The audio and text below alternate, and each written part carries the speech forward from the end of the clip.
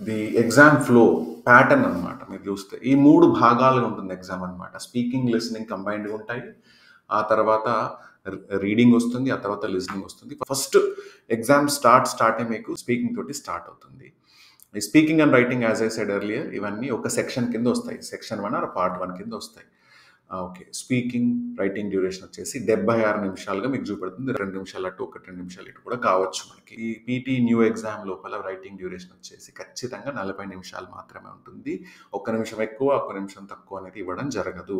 So speaking duration అనేది ఏంటంటే 36 నిమిషాలు, ఒక 2, 3 నిమిషాలు అటు ఇటు 36 మినిట్స్‌కి రావచ్చు అనమాట. సింపుల్. సో మనకి స్పీకింగ్‌లో వచ్చేసి కొత్త పియర్సన్ పీటీలో with effect from 7th August 2025 7 రకాల టాస్క్‌లు అనేవి ఉన్నాయి. అండ్ రైటింగ్‌లో కేవలం 2 రకాల టాస్క్‌లు మాత్రమే మనకు ఉంటాయి. మీరు పార్ట్ 2లోకి వెళ్ళిపోతారు. దాని పేరేంటి? రీడింగ్.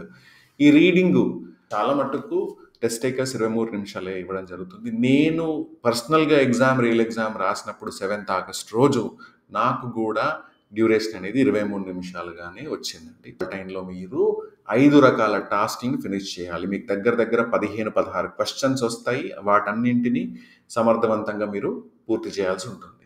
సో ఇంకొకటి లాస్ట్ మనకొచ్చేసి లిసనింగ్ అండి. లిసనింగ్ డ్యూరేషన్ వచ్చేసి 31 minutes approximately. 1, 2 minutes here and there is possible. So దీనిలో మనకి 8 రకాల టాస్క్‌లు ఉంటాయి. I'm on a mission to give you the authentic, credible, actionable inputs on PT. If you love my work, subscribe to me on YouTube.